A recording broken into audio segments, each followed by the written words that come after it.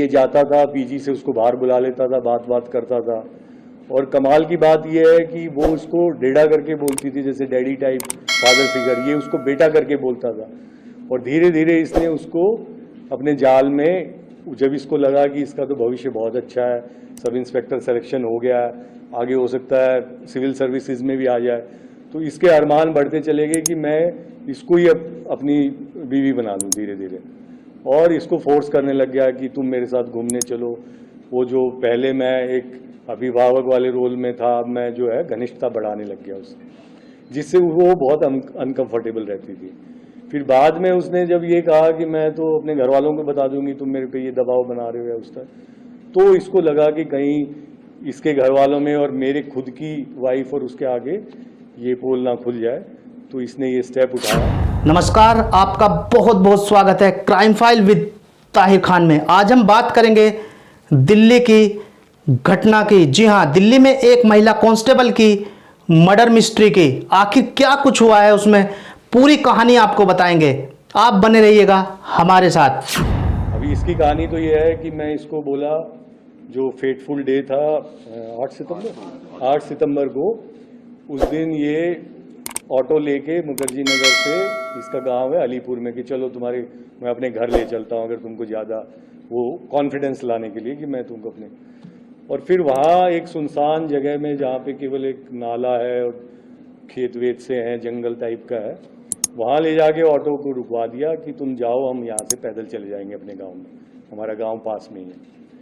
और फिर उसको वहाँ पे शाम हो चुकी थी उस समय, मतलब सूर्यास्त टाइप हो गया था, और वहाँ पे कोई ज़्यादा आबादी वगैरह भी नहीं है, तो वहाँ गला घोट के इसको मार दिया।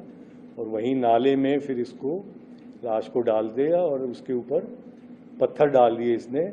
पत्थर भी इस तरह से डाल दिए कि वो कभी बाहर निकल के ना आए, वो नीचे ही डिकम्पोज होके, और जो भी होता है स्कैवेंजर एनिमल्स वगैरह ने थोड़ा बहुत उसको किया होगा। जब हमारी जो इन्वेस्टिगेशन, वो मैं इसलिए कह रहा हूँ काबिल तारीफ, इसलिए इनको मैं सारी टीम को बधाई भी देना चाहता हूँ।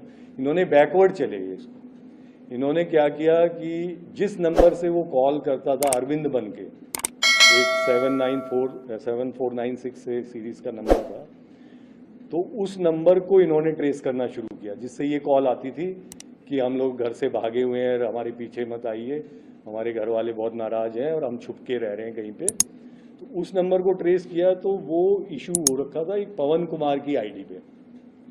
पवन कुमार कोई एग्जिस्ट नहीं करता था, वो फेक आईडी थी। दिल्ली पुलिस के हेड कांस्टेबल ने आखिरकार मोहब्बत में दगा कर ही दी।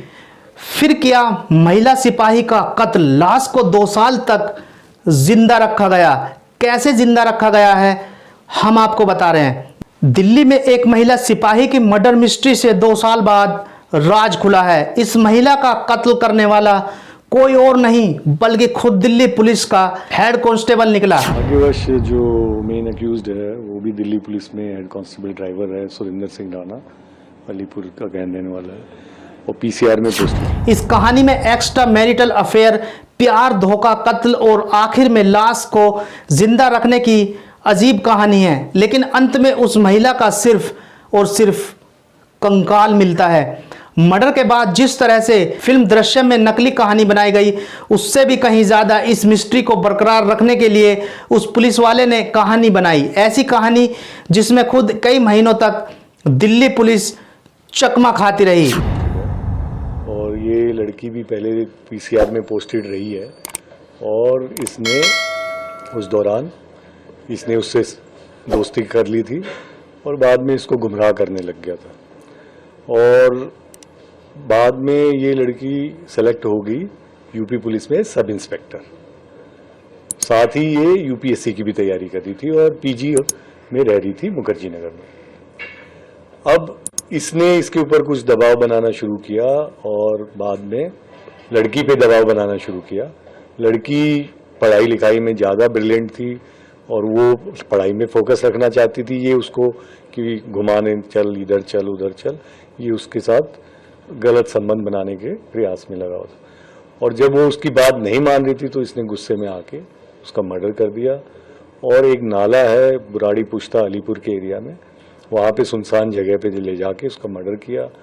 उसके ऊपर पत्थर वत्थर डाल दिए ताकि वो बॉडी ऊपर ना आ सके। और सबसे हैरानी की बात यह है कि काफ़ी दिन तक ये उनको गुमराह करता रहा, पूरी फैमिली को, कि मैं तो उसके बहुत क्लोज था, मैं आप लोगों की बहुत क्लोज हूँ। और थाने में जाता रहा कि मैं जैसे पैरवी कर रहा है उसकी, कि उसको ढूंढो, पुलिस को ढूंढो, जबकि खुद मर्डर किया हुआ है। और सबसे ज़्यादा शातिराना काम ये किया कि अपने साले की ड्यूटी लगाई कि तू पंजाब में जाके इधर उधर जाके फैमिली को फ़ोन करेगा कि मैं अरविंद बोल रहा हूँ और ये हमने भाग के शादी कर ली है, इस लड़की और हमने, और चूंकि मेरे घर वाले इसके खिलाफ हैं और वो मुझे मार डालेंगे, इसलिए हम छुप के रह रहे हैं, हम बाद में आ जाएंगे। तो इस तरह से ये करता रहा। तो काफ़ी दिन हो गए थे और फिर फैमिली ने कमिश्नर साहब से रिक्वेस्ट की कि इसकी और प्रोफेशनल इन्वेस्टिगेशन हो, तो क्राइम ब्रांच को केस ट्रांसफ़र हुआ तभी।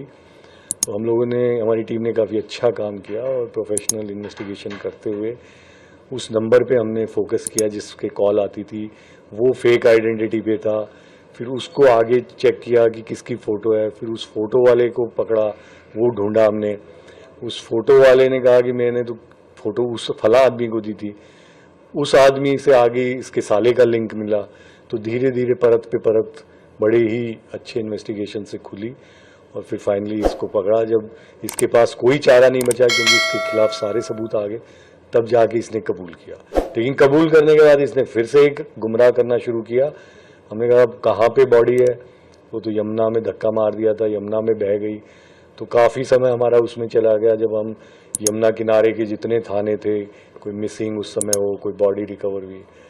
लेकिन फिर जब हमें लगा कि फिर से ये झूठ बोल रहा है, फिर इसके ऊपर काफ़ी अच्छे से पूछताछ हुई, तब इसने कल जाके उस बॉडी को हमारे से बरामद करवाया।